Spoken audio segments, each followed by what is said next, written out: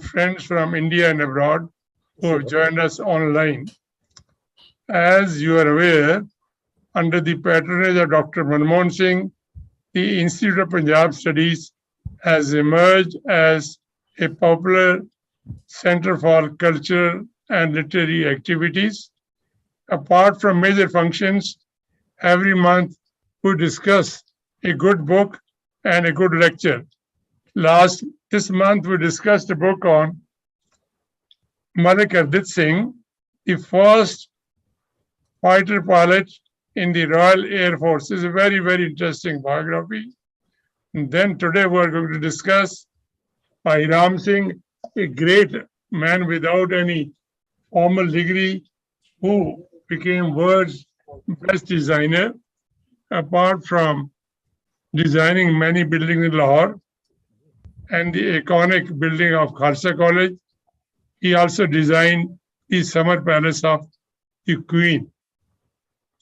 Now, my dream is we should also discuss Sir Gangaram, because whatever he designed, Sir Gangaram had a great role to play in making buildings. And he was a great man because when I was working on the Akali movement, I was wondering how the movement ended. Because Mahant was arresting the people for cutting dry kicker tree. Gangaram purchased the land. He says, this is my land, my Sikh friends. You can come and cut any amount of tree. That was his devotion for Nanak Panthis. Now, I'm glad on a very short notice, our friend Subhash Parihar has agreed to speak on Parihar Singh. It goes to his credit, sitting not in the Delhi or Chandigarh, but in a rather remote area.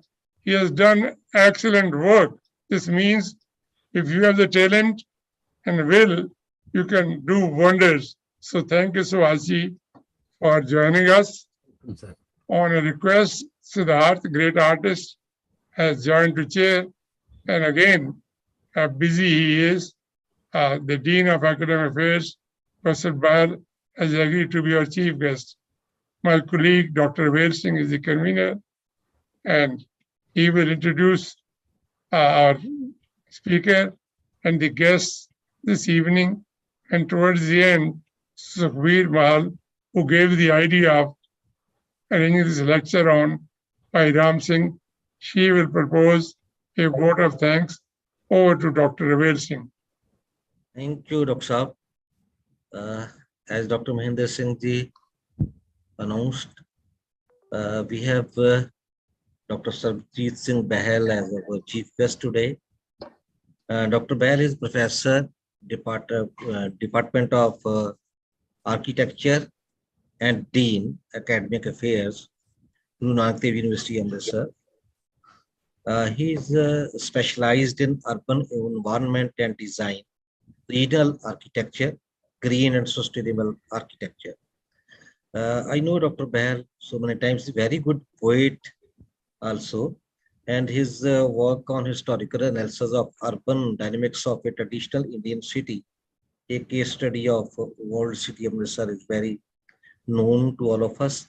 So I welcome Dr. Behl for this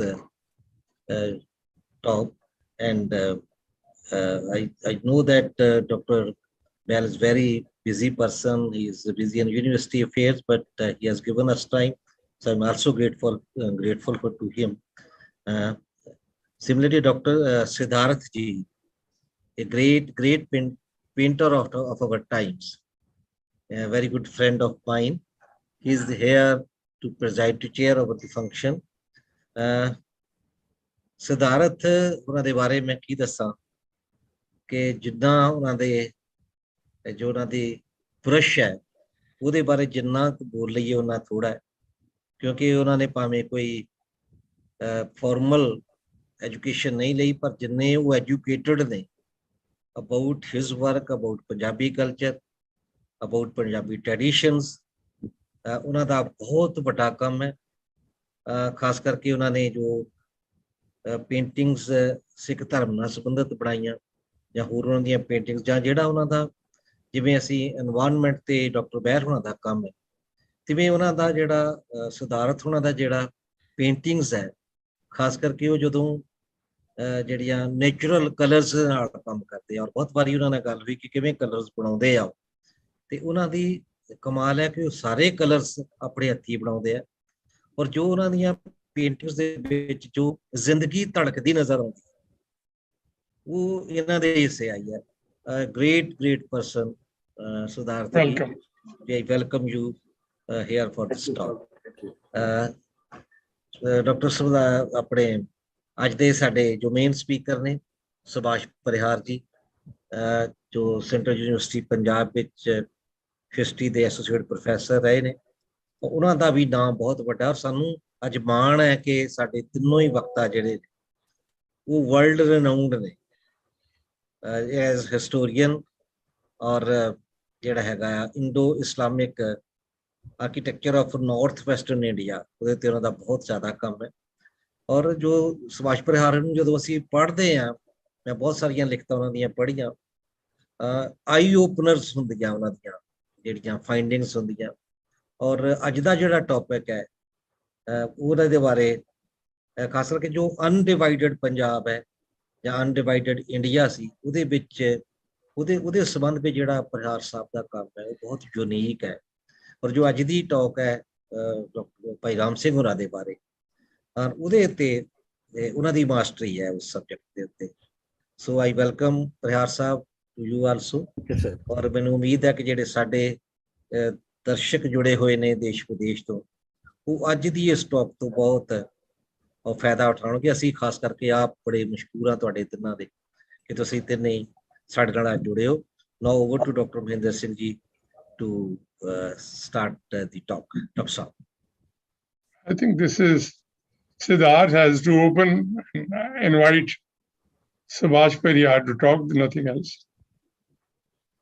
ji Subhash ਜੀ, ਸਭ ਤੋਂ ਪਹਿਲਾਂ ਤੁਹਾਡਾ ਬਹੁਤ ਬਹੁਤ ਧੰਨਵਾਦ sickle ਜੀ ਕਿ ਤੁਸੀਂ ਇਸ ਸਬਜੈਕਟ ਦੇ ਉੱਤੇ ਬੋਲ ਰਹੇ ਹੋ, ਤੇ ਤੁਹਾਡੇ ਤੋਂ ਵਧੀਆ ਹੋਰ ਕੌਣ ਬੋਲੇਗਾ।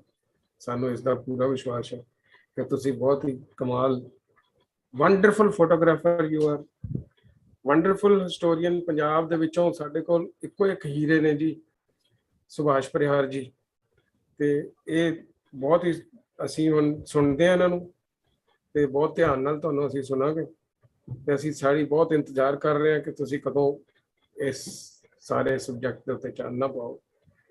ਤੇ ਰਾਮ ਸਿੰਘ ਜੀ ਦਾ ਤਾਂ ਕਮਾਲ ਹੈ, ਮਤਲਬ ਮੈਂ ਤਾਂ ਇਸ ਵਾਰ ਉਹਨਾਂ ਦਾ ਘਰ ਵੀ ਦੇਖ ਕੇ ਆਇਆ ਜਿੱਥੇ ਰਹੇ ਨੇ ਉਹ, ਮੈਂ ਲੰਡਨ ਤੇ ਬਹੁਤ ਹੀ ਖੂਬਸੂਰਤ ਆਰਕੀਟੈਕਚਰ ਹੈ, ਬਹੁਤ ਕੁਛ ਹੈ। ਤੇ ਹੁਣ ਓਵਰ ਟੂ ਸ਼੍ਰੀ ਪ੍ਰੀਜ਼ਰਵ ਕੀਤਾ ਹੈ ਘਰ, ਉਹ ਘਰ ਪ੍ਰੀਜ਼ਰਵ ਕੀਤਾ ਹੈ ਉਹਨਾਂ ਨੇ। ਹਾਂਜੀ ਹਾਂਜੀ ਬਿਲਕੁਲ, ਬਹੁਤ ਅੱਛੇ ਤਰੀਕੇ ਨਾਲ ਉਹਨਾਂ ਦਾ ਪੋਰਟਰੇਟ ਵੀ ਉੱਥੇ ਲੱਗਾ ਹੋਇਆ, ਬਹੁਤ ਸੁੰਦਰ, ਬਹੁਤ ਹੀ ਅੱਛਾ ਕਮਾਲ ਦਾ ਪੋਰਟਰੇਟ ਹੈ। ਹਾਂਜੀ, ਤੇ ਉਹ ਕਿਸੇ ਆਸਟਰੀਅਨ ਨੇ ਕੀਤਾ ਸੀਗਾ, ਆਸਟਰੀਅਨ ਆਰਟਿਸਟ ਸੀਗਾ ਕੋਈ, ਹਾਂਜੀ ਉਹਨਾਂ ਨੇ ਕਰਵਾਇਆ ਸੀਗਾ, ਤੇ ਉਹ ਬਹੁਤ ਕਮਾਲ ਸੀਗਾ ਸਾਰਾ ਕੁਝ, ਤੇ ਬਹੁਤ ਪ੍ਰਾਊਡ ਮਹਿਸੂਸ ਹੋਇਆ ਕਿ ਸਾਡੇ ਇੱਕ ਬਹੁਤ ਵੱਡੇ ਪੰਜਾਬ ਤੋਂ ਆ ਕੇ। ਹਾਂਜੀ ਹਾਂਜੀ। ਸੋ ਪਰਿਹਾਰ ਜੀ, ਅਸੀਂ ਤੁਹਾਨੂੰ ਸੁਣਨ ਦੇ ਬਿਲਕੁਲ ਇਸ ਵਕਤ ਆਲ ਈਅਰਸ ਟੂ ਯੋਰ ਟਾਕ, ਤੇ ਸਾਰੇ ਜਾਣੇ ਤੁਹਾਡੀ ਇੰਤਜ਼ਾਰ ਕਰ ਰਹੇ ਨੇ ਸਾਹਿਬ। ਤੁਸੀਂ ਹੁਣ ਥੋੜਾ ਆਪਣਾ ਸੁਣਾਓ ਕੁਝ। थैंक यू जी। एक बार आप चेक करिए आवाज वगैरह ठीक आ रही है? बिल्कुल ठीक आ रही है। Okay. So dear friends, I welcome all of you to this lecture. First of all, I express my gratitude to Dr. Mahinder Singh ji, the director of Bhai Veer Singh Sahitya Sadan, for inviting me to deliver a lecture on the works of Bhai Ram Singh, the only Punjabi designer and architect of the colonial India who earned a name for his work not only in British India but also in England. I dedicate this lecture to respected Vandal architect couple, Professor Prof. Vandal and Professor Sajda Vandal, who in 2006 published the first unified account of the contribution of Bhai Ram Singh in the form of an excellent book entitled The Raj, Lahore and Bhai Ram Singh, and thus brought his achievements to the notice of the world. The authors have very kindly permitted me to make use of their scholarship as well as photographs of the monuments for my lecture. The portrait you are looking at is one of the 44 paintings in the former royal residence, Osborne House, about which Professor Sidharth were talking, just talking.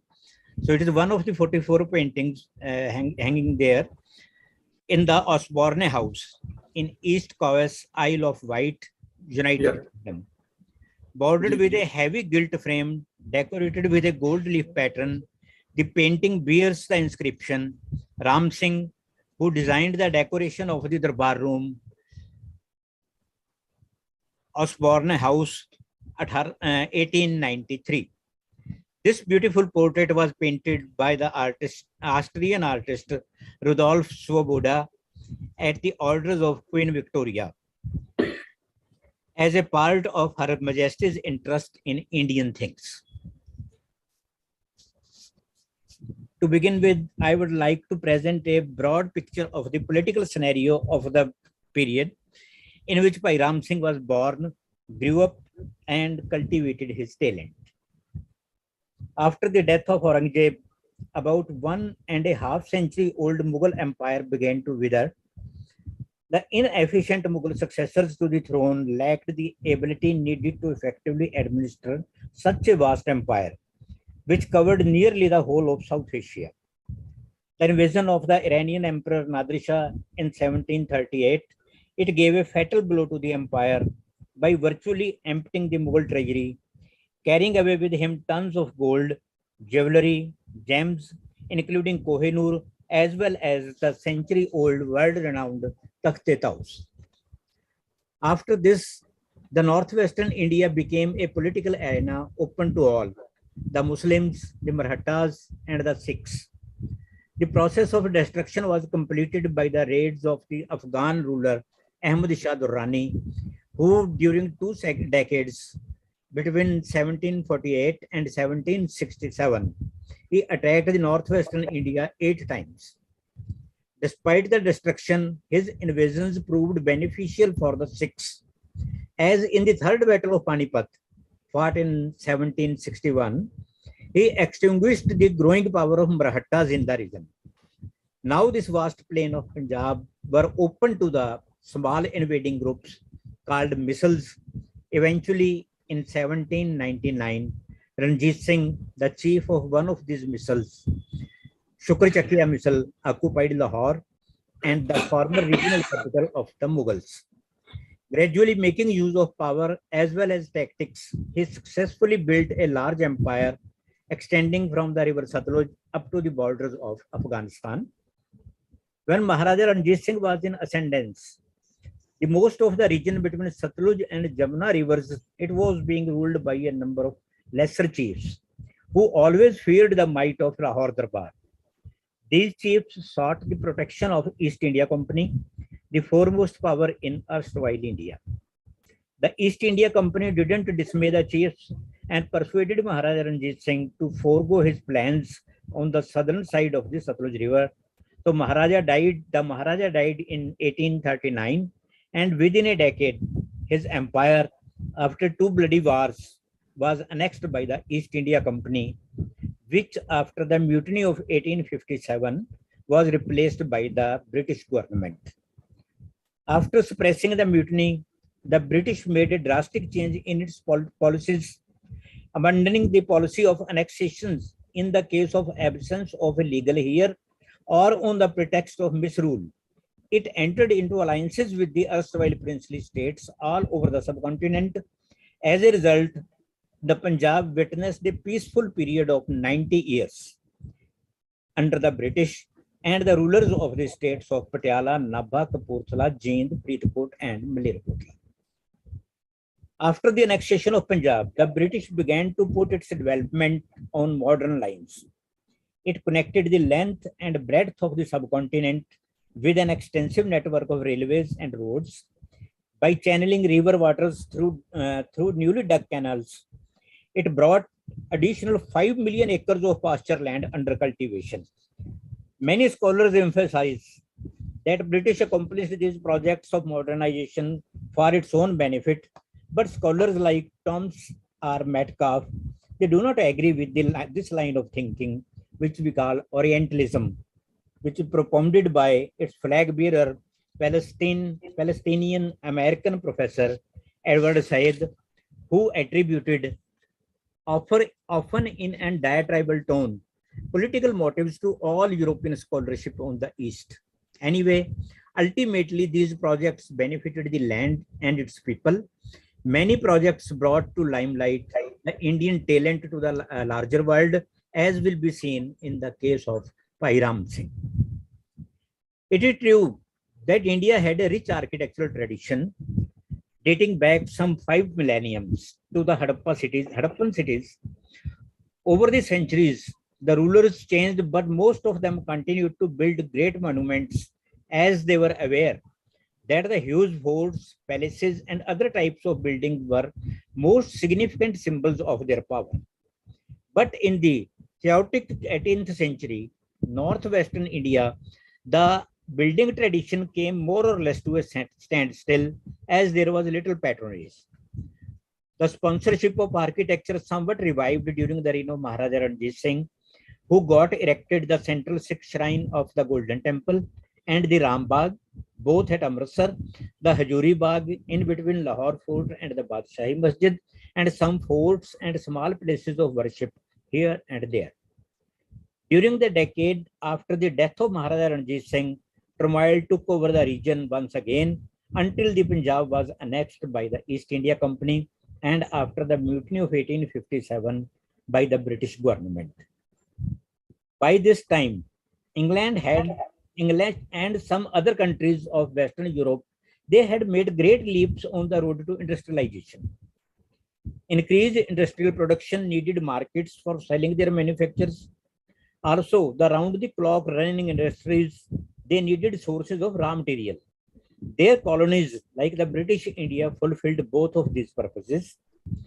Then, the Great Exhibition of Products of French Industry, organized in Paris in 1844, inspired British to plan the Great Exhibition of the Works of Industry of all nations in 1851 in Hyde Park, London, as a celebration of modern industrial technology and design.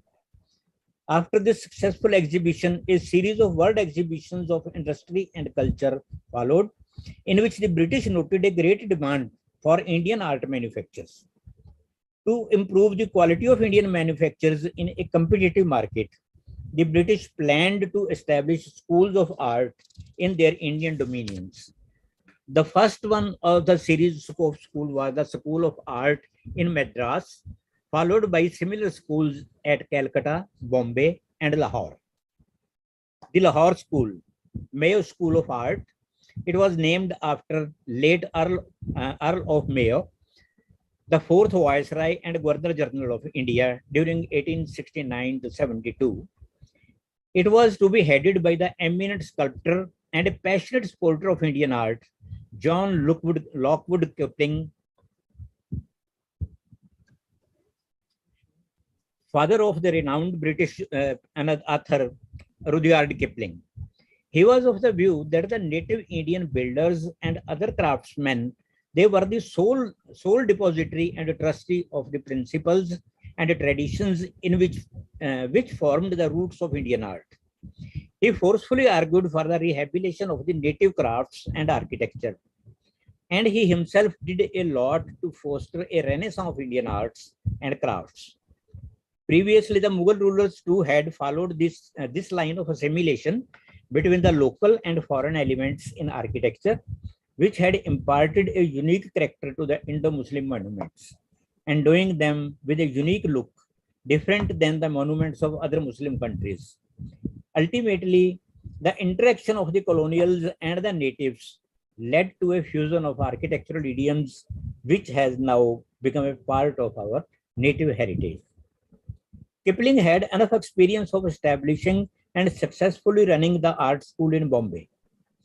He was clear from the very beginning that his object was to make the institution emphatically a school of industrial art. Here I may define the industrial art.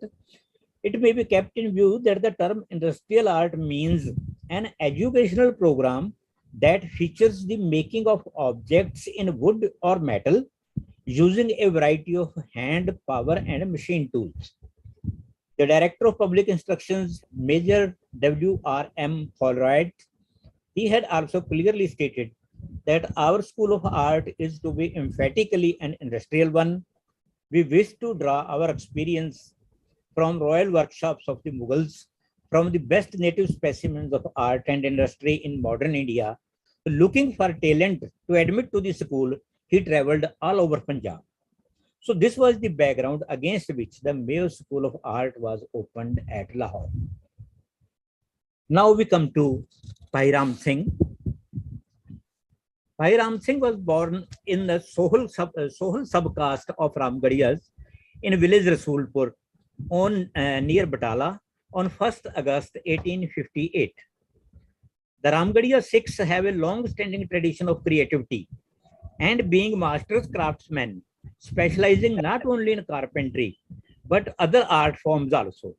And if I am allowed to give a few examples from the present, we can see that the painters Sobha Singh, Kripal Singh, S.D. Thakur Singh, Bhai Gyan Singh Nakash, Professor Prem Singh, Gurcharan Singh, poets Dr. Harbhajan Singh, Jagtar, Surjit Patar, novelist Gurdial Singh, all of them belong to the Ramgarhia community.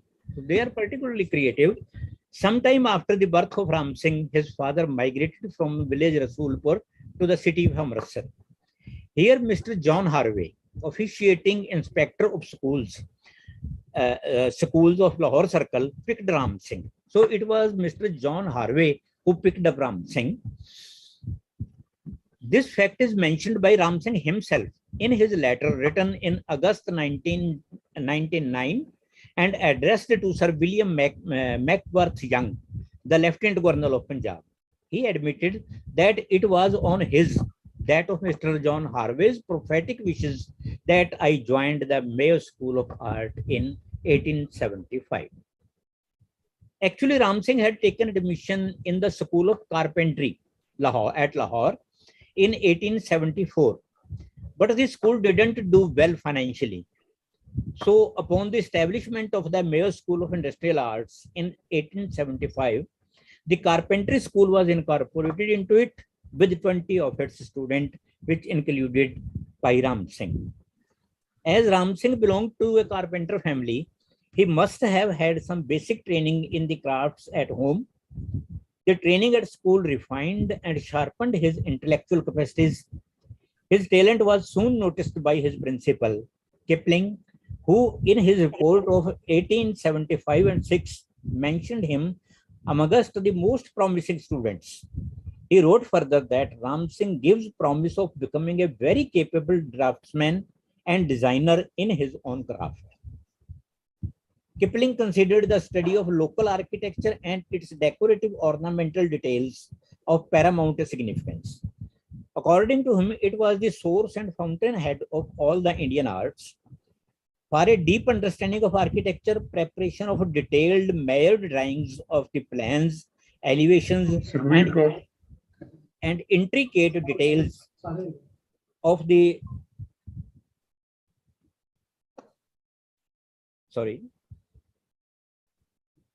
plans, elevations, and intricate details of the rich architecture were indispensable. He advised Ram Singh to focus on all these aspects and associated him in preparing designs for the Mayo School of Art buildings. Ram Singh also began to deepen his understanding of other arts, including architecture.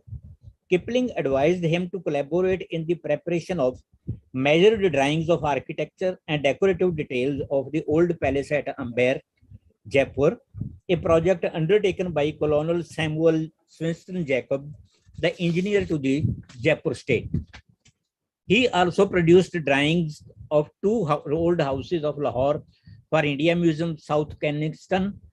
Even during his studies, Ram Singh designed the boarding house, now Iqbal Hostel, of the government college.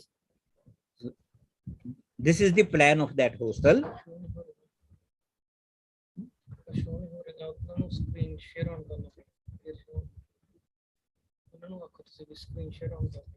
ਤੁਸੀਂ screen kindly screen share ਕਰ ਲਈ इतने मैं photo दिखा रहे हैं plates ने comment कर रहे हैं दविंदर कर दो स्क्रीन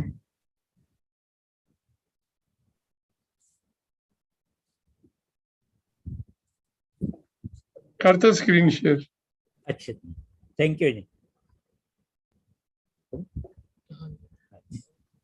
ठीक है ठीक दिख रही है जी हाँ जी ठीक है जी सो ये उन्होंने ग्राउंड प्लान है जो होस्टल उन्होंने डिजाइन किया ए उसने फोटोग्राफ्स ने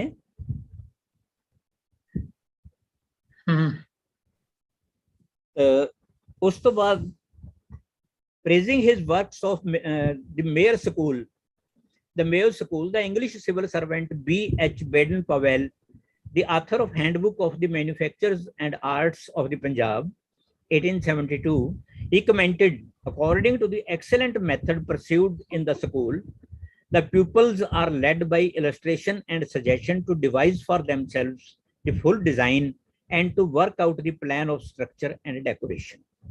So this was the period when exhibitions displayed the arts and craft, Indian arts and crafts, which were held in different parts of India, to which Mayo School sent works of its students and teachers.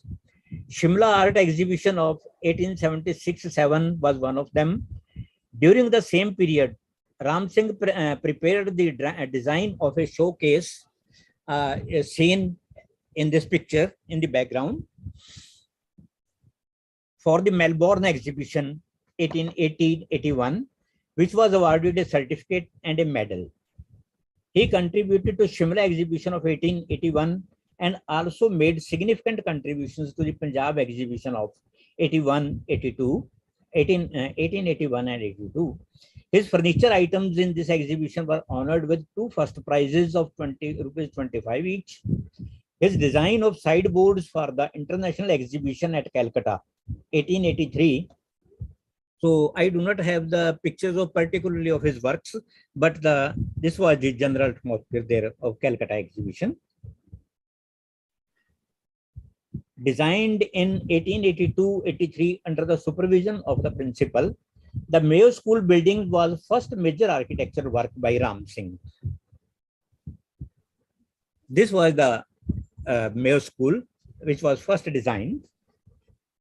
This is the present photograph. Again, another photograph.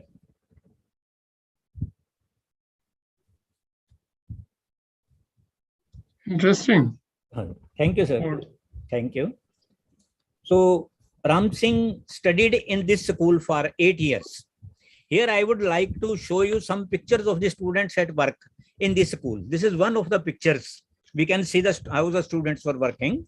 One, they are practicing drawing on board. They are doing metal work. And here Principal Lockwood Kipling sits with his students, and most probably Bhai Ram Singh sits on the ground towards his left. And this was a portrait which Lockwood himself drew of Bhai Ram Singh.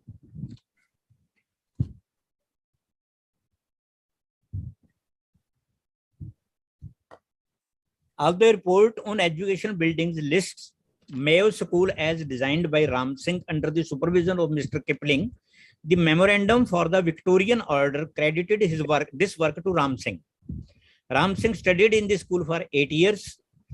So on April 1, 1883, at the age of 25, he was appointed as assistant drawing master at his alma mater. By this time, Kipling was also made the editor of the newly launched quarterly journal, the Journal of Indian Art and Industry, exclusively devoted to Indian art. The first issue of the journal was published in January 1884. Ram Singh's drawings illustrating various articles in the journal, they are proof of his deft hand. You can see the fineness of his work. These are drawings by Ram Singh. Brilliant.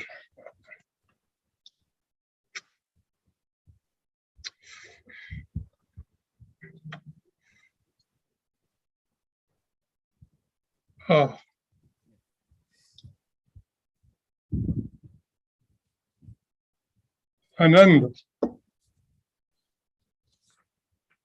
At this time, Mayo School received plenty of commission work from different sources, and one such project was the decoration of the interior of the billiard room for the Duke of Connaught at Bagshot Park in Surrey, some 18 kilometers south of Windsor in England. Ram Singh collaborated with Kipling on this project. Kipling proposed the idea of covering the walls of the room with carved panels. All the decoration was made in the Lahore school between 1885 and 1887 by Ram Singh, probably assisted by his students. There were 241 panels in all, each one carved with a different design. In 1888, the panels were sent to Bagshot, where they were put up in their proper places. The work was completed by 1890. So these are the pictures of the work that executed there.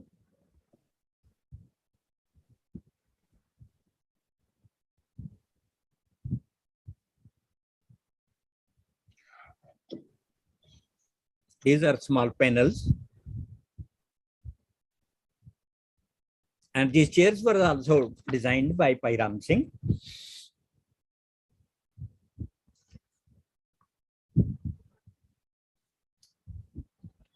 In the completion of designing the building of H.S. Chiefs College in Lahore, meant for the education of Indian princes, Ram Singh shared the prize with Colonel Samuel Jacob, the engineer to the Jaipur state. And this is that H.S. College. The main building of the college was to a combination of two designs. The ground plans were prepared by Colonel Jacob and the elevation by Ram Singh. The native detailing of the building by Ram Singh is convincing, consistent, and well integrated with the structure. So these are the pictures of that H.S. College.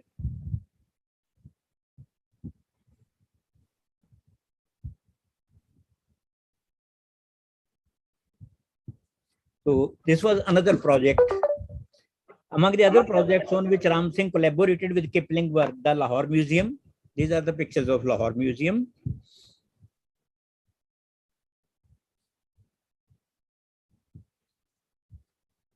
And the Technical Institute, both at Lahore. So by now the reputation of Ram Singh as a designer and architect was well established, not only in India, but across the seas in England. As a result, he was invited by Her Majesty Queen Empress for executing some special orders, including decorations of the new banquet hall at Osborne House. This is Osborne House, the Queen's summer residence on the Isle of Wight, a small island near the southern tip of England. So Ram Singh went to England in January 1891. A cottage at Cos near Osborne was assigned to him for his stay. To keep the costs low, the decoration this time was to be executed not in wood, as done in the billiard room shown earlier, but by plaster work.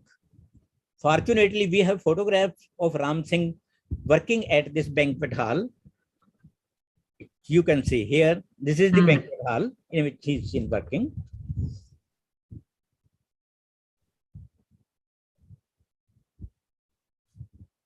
While Ram Singh was working at this project, the Queen herself saw his drawings of the work to be executed and noted in her journal that she found the designs too beautiful.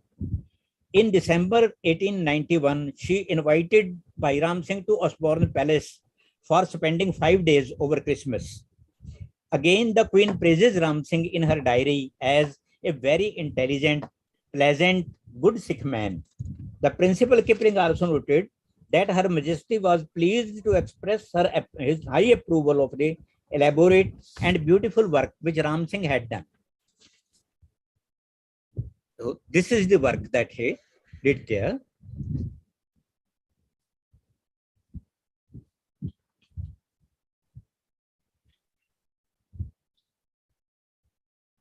These are drawings prepared for the work.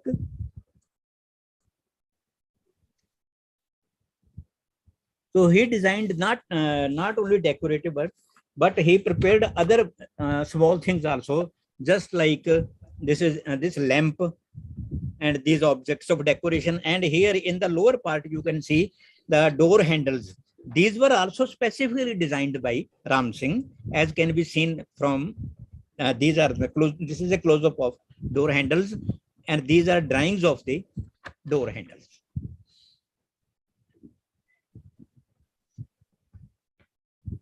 At the time when Ram Singh was active, independent native Indian architects were something of an exception. Usually they worked under the guidance and the supervision of their European superiors. The net result was that the official architecture of the Raj was an extension of the contemporary European mainstream architecture. It was an abrupt break from the centuries-old tradition of Indian architecture. In such a scenario, Ram Singh, still close to his traditional roots, was the first notable westernized native architect, a tasteful blending of the East and West. His designs for the Khalsa College and its various buildings, including boarding houses, Gurudwara, gymnasium, etc. at Amritsar, they are the crowning galleries of his career. And it was thereafter, when he completed the his work in England, that Queen asked the artist to paint his portrait, and this portrait still hangs there. Here is Khalsa School from the back side. This is the ground plan of the school.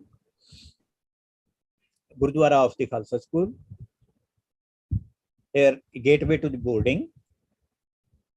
Plan of the boarding. And this is gateway to the school.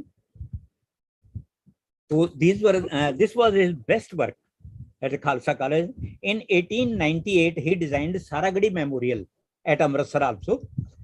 On 10th April 1902, Bhai's services were attached to the Delhi art exhibition, for which he prepared a balcony and a room to house the exhibits from Punjab.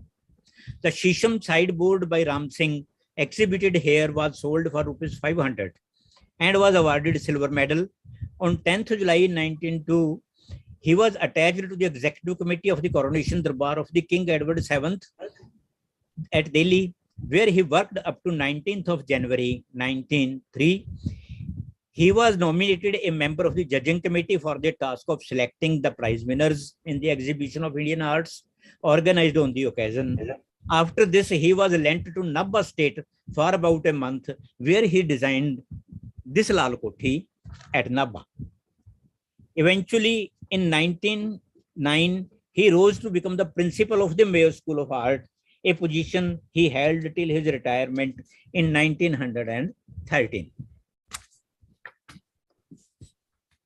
One interesting phenomenon is seen in the field of architecture of the time.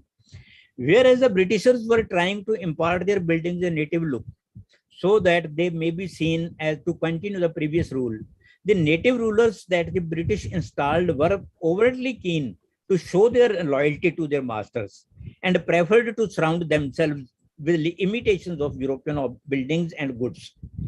In the 6 Satluj states, each ruler preferred a different style depending upon his tastes and resources. If Raja Balbir Singh of the Faridkot state was attracted to the Gothic style, this is building that is at Faridkot. Raja Jagjit Singh of Kapurthala state, he found French architecture more eye-catching. And for the Grand Jami Mosque of the town, he chose the Moorish style of Spain. So, as an architect, Bhai Ram Singh designed many more colleges, darbar halls, private residences. I have been able to collect pictures of some of them. This is Chamba House, only drawing survived. This is Islamia College at Peshawar, Agricultural College at Layalpur, Darbar Hall at Patiala, House of Rai Bahadur Milaram at Lahore, High Court of Lahore, House of Malik Umar Hayat Khan at Kalra Estate near Sargodha. He was his son was the first Chief Minister of Punjab. And the this is also his. And this is a building whose interior was designed by Ram Singh. And this canopy at Mysore, it was also designed by Bhai Ram Singh. And we come across a screen and a Chini Khana in the collection of the National College of Arts, Lahore, is also attributed to him. This is the screen, which is still in the college. These are the designs carved on it. This one and this Chini Khana, these are also attributed to Bhai Ram Singh. A characteristic feature of the buildings designed by Ram Singh is their naked brickwork, which had been in vogue centuries back in Central Asia and some areas around Multan. Without any plaster veneering, the solid red buildings exude strength and grace of their own. It made any applied architectural decoration unnecessary. Another distinguished feature of his projects is their interesting skyline, marked with domed chhatris and light pavilions. The use of naked brickwork is seen even in modern architecture, like in the works of American architect Louis Kahn, Indian architects Larry Baker and Satish Gujral, Pakistani architect Kamil Khan Mumtaz, and others. So after his retirement, Ram Singh settled at Amritsar, but died soon after in 1916. In this portrait, this is the last portrait of Bhai Ram Singh, and here he is seen with all his 5 medals he earned for his works. From left to right, the first medal is of Sardar Sahib, given to him in 1907. Then Sardar Bahadur in June 1909, and a member of Victorian Order MVO in 1911, and Kaisar Hind medal already given in 1903, and Delhi Darbar medal. So I'll sum up the contribution of Bhai Ram Singh in the words of Professor Pervez Vandal and Professor Sajida Vandal. His architecture is a celebration of the coming together of cultures, and despite the pronouncements of the son of his tutor, Rudyard Kipling, the author of novel Kim was his son, he had said that East and West will never meet. But he says that contrary to his pronouncements, in the buildings of Ram Singh, we see that East leads West. Thank you. Thank you very much. Brilliant. Thank you, sir. Before we request Dr. Sidharth to give his presidential comments, we would like to listen to our chief guest, Professor Behl. Professor Behl, please. Dr. Sorry.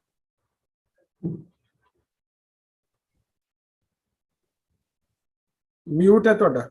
Yes. Thank you very much for giving me this opportunity to be present here, Dr. Mahinder Singh and Subhash ji. Thank you very much for such an exhaustive and enlightening talk on Bhai Ram Singh's life and his works.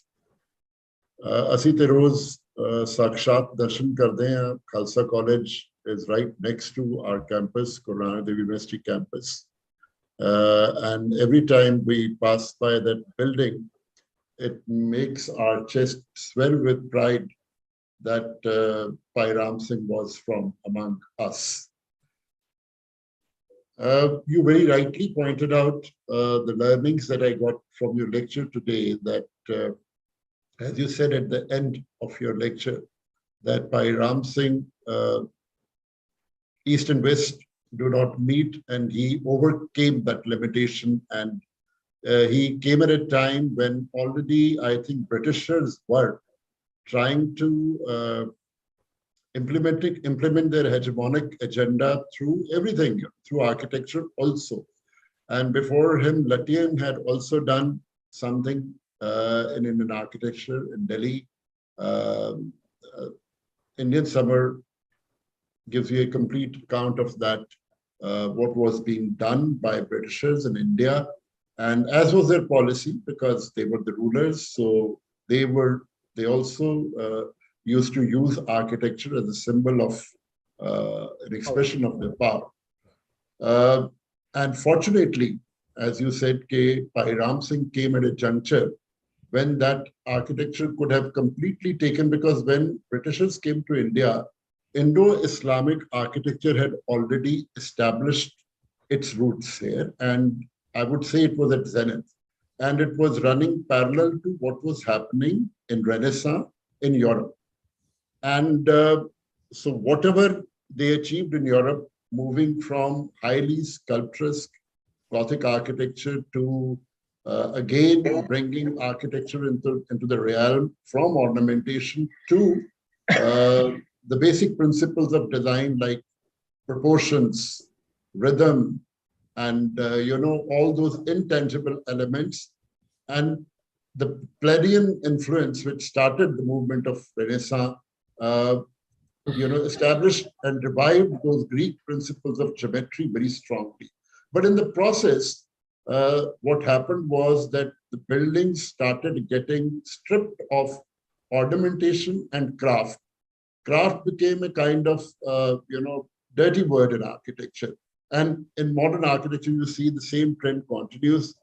Bhai Ram Singh came at a point when this architecture was becoming banal and very simplistic. Now there was richness of all the elements of Indo-Saracenic architecture, in which you had Hindu architecture, Islamic architecture, Indo-Islamic architecture, Rajputana, elements of Rajputana architecture. But then the craftsmanship was giving way to, which was also a good thing, to the basic aesthetics, the definition of aesthetics of the architecture moved towards the Occidental idea, to the Western idea, which was moving us slightly away from the Oriental ideology. True. Ram Singh came and he was a native. And one thing which I would say, why did it happen? Because I think the one relationship that you highlighted was between Kipling and Ram Singh. And it comes from that old Oriental school of learning, where you have a master and an apprentice. And I think that changes a lot the way you do your work. While Western idea of, had already moved on to formal education, specializing in things, and the concept of having a master and being an apprentice to that master was no longer there. So I would also like to emphasize that at that particular juncture, what Dr. Subhash highlighted, that this Guru Shishya Parampara, because I think Bhai Ram Singh wouldn't have been Bhai Ram Singh if Kipling was not there. He had his role in discovering him. He had his role in maturing him as an architect, in chiseling him as an architect. And so I think that relationship goes into the making of Bhai Ram Singh, what he became later on. So one is that. I'll come to this part later. And as I said, that as a native, Bhai Ram Singh had a special empathy for craft in architecture. And unlike what was happening in Lutyens' Delhi, as you rightly said, he revived craft in architecture, the Jali work, the Pinjra work, the Chhatris, and all that. They were completely brought back from what was being done before Britishers came to India, that small phase of 19th century, where Lutyens and Jacobs dominated the architectural scene. So I think it was very important to bring, he rooted us again into Indian architecture. He made what was becoming Western, again, he brought it back to the realm of Indian architecture. Yeah. So I think that is a great contribution of Bhai Ram Singh, and it comes through your lecture so well. Now, as an architect, I would like to say something. Lahore, he defined, I think in 19th century, the skyline and architecture of Lahore was defined by Bhai Ram Singh. And he did a few buildings in Amritsar. But what I learned, I would like to take some time here to just share one of my experiences where I shifted my whole focus from what I was practicing as an architect. I've not been even only teaching architecture, and I've been practicing architecture also for the last 30 years. We came from a system which was dominated by the Western model of educating architects. We were too taken in by Le Corbusier and Frank Lloyd Wright and all these five masters, Louis Sullivan, Louis Kahn.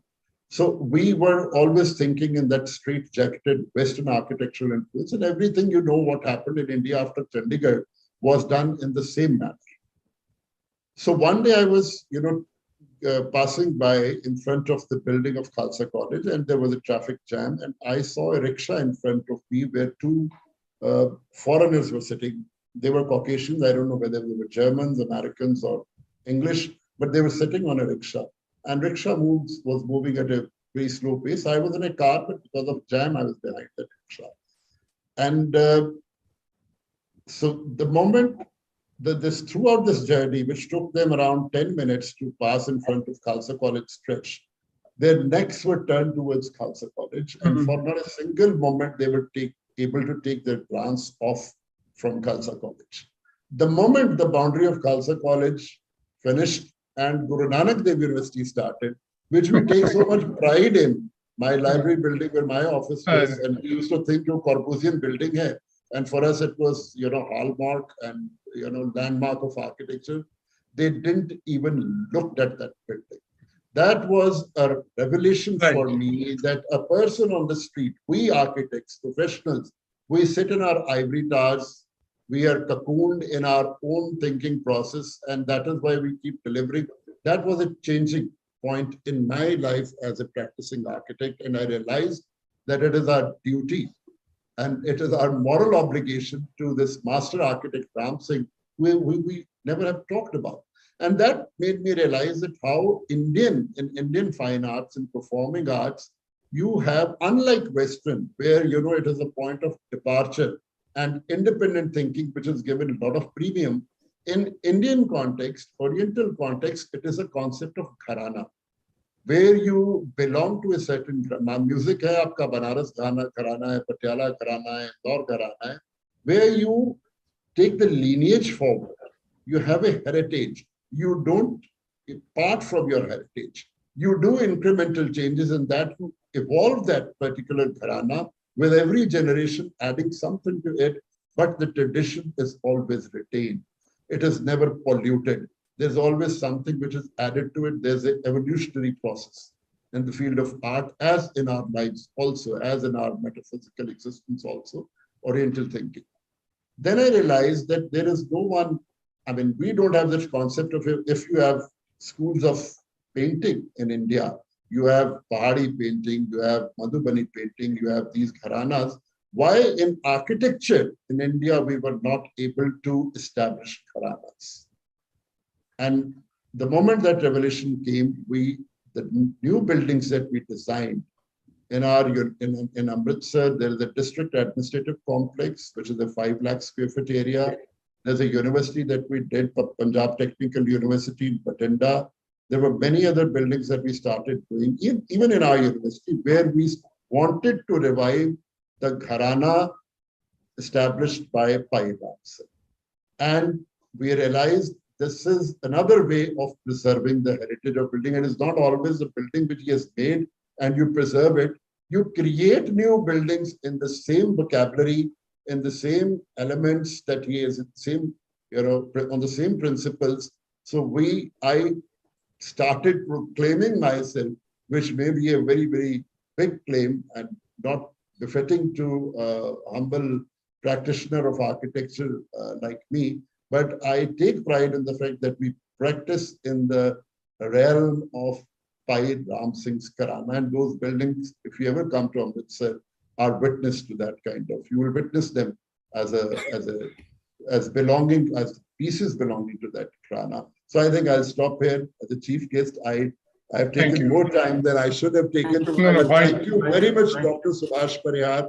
It was really a very, very enlightening talk, enlightening conversation, and hope we meet in person also, offline mode. And thank you very much for the support. Thank you so very much. Thank you. Now over to the chair, Dr. Sidharth. जी, सब तो पहला मैं श्री सुभाष परिहार जी का बहुत बहुत धन्यवाद करना कि ਤੁਸੀਂ जी बहुत ही enlightening lecture ਤੁਹਾਡਾ ਬਹੁਤ ਹੀ ਇੰਟਰਸਟਿੰਗ ਗੱਲਾਂ ਜਿਹੜੀਆਂ ਸਾਨੂੰ ਅਸੀਂ ਪੜ੍ਹੀਆਂ ਵੀ ਨਹੀਂ ਸੀਗੀਆਂ ਉਹ ਤੁਸੀਂ ਦੱਸ ਸਕਦੇ ਤੇ ਬਹੁਤ ਹੀ ਸਕਸੈਸਫੁਲ ਲੈਕਚਰ ਤੁਸੀਂ ਕੀਤਾ ਹੈਗਾ ਤੇ ਆਈ ਥਿੰਕ ਸਾਡੇ ਜਿੰਨੇ ਵੀ ਸਰੋਤੇ ਨੇ ਜਿਹੜੇ ਜੁੜੇ ਹੋਏ ਲੋਕ ਨੇ ਉਹ ਵੀ ਉਹਨਾਂ ਨੇ ਵੀ ਪੂਰਾ ਇੰਜੋਏ ਕੀਤਾ ਹੋਣਾ। ਬਾਕੀ ਦੀ ਸਰਬਜੋਤ ਸਿੰਘ ਜੀ ਬਹਿਲ ਸਾਹਿਬ ਜੀ ਨੇ ਜਿਹੜੀਆਂ ਕੁਛ ਚੀਜ਼ਾਂ ਇਨਲਾਈਟਨ ਕੀਤੀਆਂ ਨੇ ਉਹ ਕਮਾਲ ਹੈ। ਉਹ ਬਹੁਤ ਇੰਟਰਸਟਿੰਗ ਗੱਲ ਹੈ ਕਿ ਵੀ ਕਿਸ ਤਰੀਕੇ ਨਾਲ ਤੁਸੀਂ ਆਪਣੀ ਜਿਹੜੀ ਟ੍ਰੈਡੀਸ਼ਨ ਹੈ, ਆਪਣੀ ਕਰਾਫਟ ਹੈ, ਤੇ ਉਹਨੂੰ ਤੁਸੀਂ ਦੂਸਰੇ ਦੇ ਪ੍ਰਭਾਵ ਥੱਲੇ ਠੀਕ ਹੋ ਓਕੇ, ਪਰ ਐਟ ਦ ਸੇਮ ਟਾਈਮ ਤੁਸੀਂ ਆਪਦੀਆਂ ਚੀਜ਼ਾਂ ਵੀ ਉਹਦੇ ਵਿੱਚ ਇਨਕੋਰਪੋਰੇਟ ਕਰਕੇ ਇੱਕ ਆਪਣਾ ਸਟਾਈਲ ਪੈਦਾ ਕਰ ਦਿੰਦੇ ਹੋ। ਤੇ ਇੱਕ ਬਹੁਤ ਵੱਡੀ ਕੰਟਰੀਬਿਊਸ਼ਨ ਰਾਮ ਸਿੰਘ ਜੀ ਦੀ ਹੈ, ਜਿਹੜੀ ਕਿ ਸਰਬਜੋਤ ਸਿੰਘ ਜੀ ਨੇ ਬਹੁਤ ਹੀ ਸੋਹਣੇ ਤਰੀਕੇ ਨਾਲ ਇਨਲਾਈਟਨ ਕੀਤਾ ਸਾਨੂੰ। Thank you very much Sarabjot Singh ji ਤੁਹਾਡਾ ਇਸ ਵਿਸ਼ੇ ਦੇ ਉੱਤੇ ਤੇ ਸੋਚਣ ਦੇ ਉੱਤੇ ਤੁਸੀਂ ਮਜਬੂਰ ਕੀਤਾ। ਸਾਡੀ ਜਿਹੜੀ ਓਰੀਐਂਟਲ ਆਰਕੀਟੈਕਚਰ ਹੈ ਅਸਲ 'ਚ ਉਹ ਨਾ ਬਹੁਤ ਹੀ ਇੰਟਰਸਟਿੰਗ, ਡੈਕੋਰੇਟਿਵ ਔਰ at the same time negative spaces ਬਹੁਤ ਘੱਟ ਹੁੰਦੀਆਂ ਉਹਦੇ 'ਚ।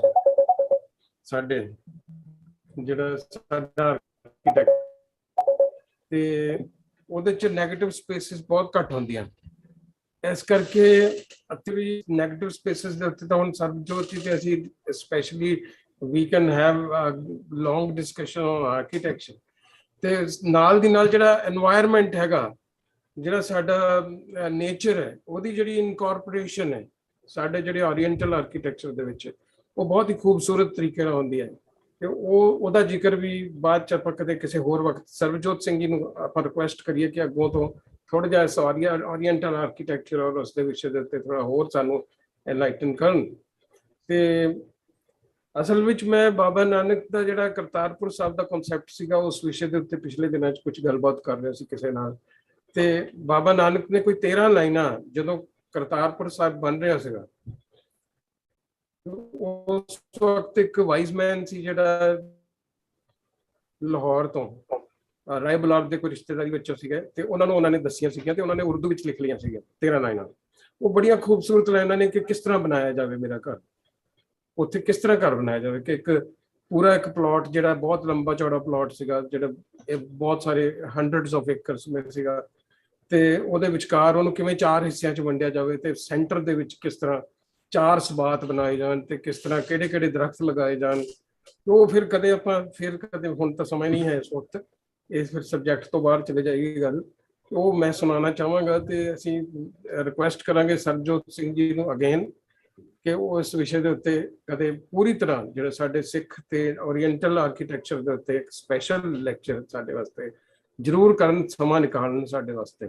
ਤੇ ਸੁਭਾਸ਼ ਪਰਿਹਾਰ ਜੀ ਤੁਹਾਡਾ ਬਹੁਤ ਬਹੁਤ ਧੰਨਵਾਦ ਤੁਹਾਡਾ ਹਿਸਟੋਰੀਕਲ ਬੈਕਗਰਾਉਂਡ ਦੱਸਣ ਵਾਸਤੇ, ਔਰ ਆਪਣੇ ਭਾਈ ਸਾਹਿਬ ਸ਼੍ਰੀਮਾਨ ਦੋਸਤ ਸਾਡੇ ਤੋ ਕਿਰਪਾ ਕਰੋ ਜੀ, ਤੁਸੀਂ ਆਓ ਕਦੇ ਹੁਣ ਫਿਰ ਆਪਾਂ ਫਿਰ ਰਲ ਮਿਲ ਬੈਠੀਏ। ਤੇ ਧੰਨਵਾਦ ਤੁਹਾਡਾ ਸਾਰਿਆਂ ਦਾ ਬਹੁਤ ਬਹੁਤ, ਔਰ ਮਹਿੰਦਰ ਸਿੰਘ ਜੀ ਤੁਹਾਡਾ ਬਹੁਤ ਬਹੁਤ ਧੰਨਵਾਦ। Thank you very much for this enlightening lecture. ਤੇ ਮੈਂ ਬਹੁਤ ਤੁਹਾਡਾ ਧੰਨਵਾਦ ਕਰਦਾ ਤੇ ਸਾਰੇ ਬਾਕੀ ਸੁਣਾਉਣ ਵਾਲੇ। I think I'm lucky. Our friends are very sportive. On short notice, they agree to my request, and I'm really grateful. The idea of organizing this lecture, this is my Ram Singh's birthday month, was given to me by Dr. Sukhbir Kaur, the director of Bhai Veer Singh Nivastan at Amritsar. But they don't have that facilities of organizing online. I said, let me do it on your behalf. So it is her function. I'm doing it on her behalf. And she met Sajda and Parvez Vandal, who invited them. They were really very happy. We made them stay for many days here. Who took them to Ajmer and Agra and everywhere. And I think when you made Subhash Parihar, they have done a service to Bhai Ram Singh. Otherwise, you don't reach the masses. Now, before I request Dr. Sukhbir Kaur to propose a vote of thanks, I'd like to announce the next month's function.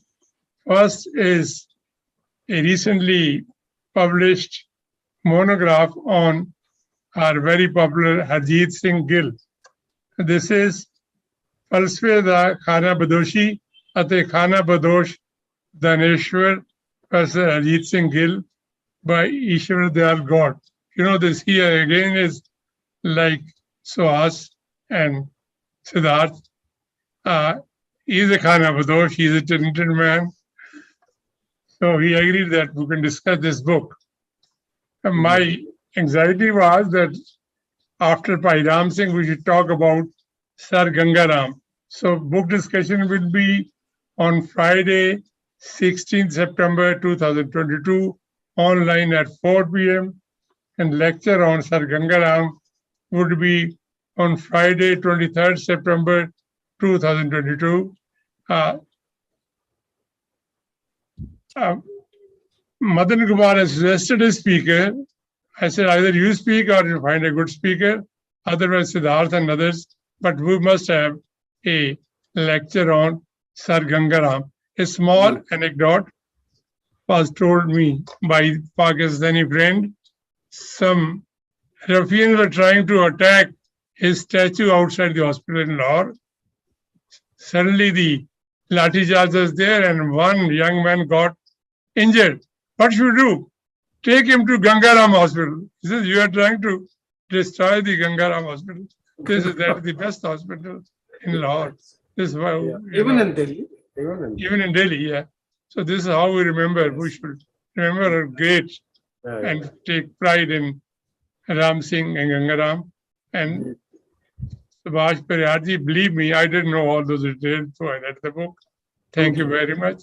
As suggested by our friend, who will have another lecture by Siddharth with Professor Behl. We should have another lecture, detailed lecture. And now over to Sukhbir Kaur to propose a vote of thanks. शुक्रिया जी, मेहरबानी doctor साहब. I feel honored while extending my gratitude to this galaxy of scholars on behalf of Bhai Singh Sahitya Sadan. Actually, Sahitya Sadan itself deserves a big appreciation for organizing this discussion on Bhai Ram Singh. Bhai Ram Singh, an architect, a designer of high caliber, who belonged to Amritsar and known internationally for his unmatched skills. A few months ago, it was discussed and decided to take special note of prominent personalities of Amritsar. Bhai Ram Singh is one of those personalities.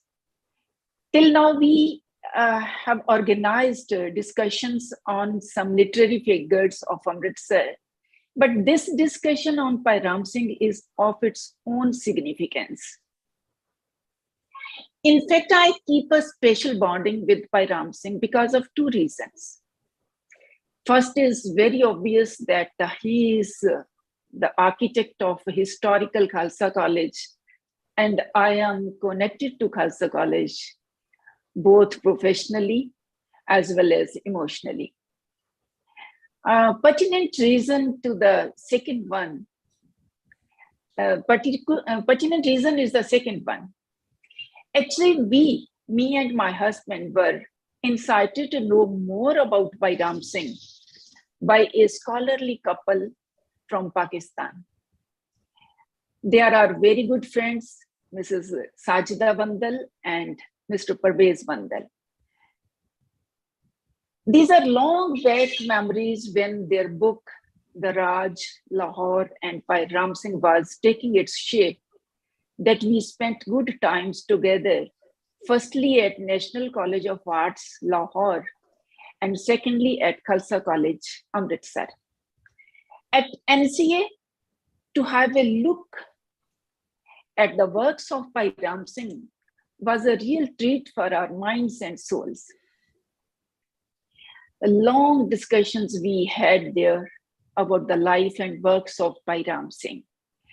And those memories are deeply inscribed in my mind and are reminded today by our guest speaker, Dr. Parihar. Undoubtedly, today's highly descriptive but very specific discussion on Bhai Ram Singh is going to leave an everlasting impact on the minds of those who have interest in the area of designing architecture, especially in the context of its traditions, have impact on those who want to know more about the history and culture of Punjab before partition, and especially the impact of colonial empire on its architecture. These are very important points which are discussed today in this discussion. We are really indebted to Dr. Parihar for making the discussion so informative and fruitful. A very well-known scholar in the area of architecture, Dr. Sarbjot Singh Behl, deserves our special thanks for sparing time from his administrative responsibilities and for sharing his specialized views on Bhai Ram Singh in the context of existing Indo-Mughal architecture and the coming up, at that time, the coming up, taking shape, the combination of Eastern and Western architecture. We are really thankful to Dr. Behl for sparing time and enlightening us with his views. Very, very special thanks to Dr. Sidharth, who himself is an eminent artist. He has shed light on Bhai Ram Singh's designs in the context of Oriental architecture. So we are all very, very thankful to Dr. Sidharth for winding up on a very brief note, all this discussion. Thank you so much. Thanks to all of you. And lastly, but not at the least, my special thanks to the spirit behind all these programs, Professor Mohinder Singh, Director of Bhai Singh Sahitya Sadan, for providing us such type of opportunities. He's a very seasoned administrator and a very highly linked personality. So thank you so much. Thanks to all of you. Shukriya ji, mirbani. Thank you so much. And special thanks to you and Harvel Singh ji as well. Harvel Singh ji, I couldn't see him. My special thanks he's very much there. Okay. I joined a little late because I joined a little late. So my special thanks to Dr. Veil Singh, the convener of the program, a very well-known literary figure and former professor, Dr. Veil Singh. Many, many thanks to you. I'm fortunate to get support from Veil Singh. There's one thing good about him is in the morning I said, I'm going to discuss this book. By the evening, so I've changed my mind. He says, okay, this is a new book, I'll let you know. And then I say, yes, this is fine. So he's so cooperative, doesn't make a fuss. He's a person like that. Yeah, so very supportive. I need to thank all of you and also thank my management, which has given us a lot of freedom and free hand. Thank you very much. Hopefully we'll have more meetings like this together and listen to you again. Thank you very much.